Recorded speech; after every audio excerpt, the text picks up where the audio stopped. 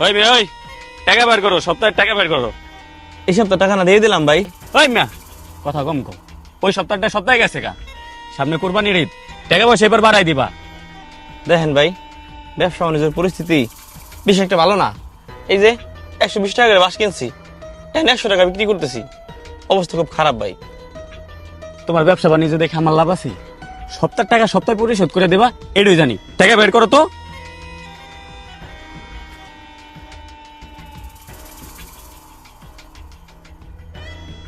ধরেন ভাই, এই 100 টাকা নেন। 100 টাকা মানে আমরা কি ভিক্ষা চাইতেছি? 100 টাকা কি কম? 100 টাকা কি সপ্তাহের ই হয়? দেখ হেঁটে দেখ। নিয়েন না ভাই। আহো ভাই শুনেন ভাই, আমার এই কষ্টের বাস বিক্রির টাকা আপনি জুলুম করে নিয়ে গেলেন। দেখেন, মৃত্যুর পরে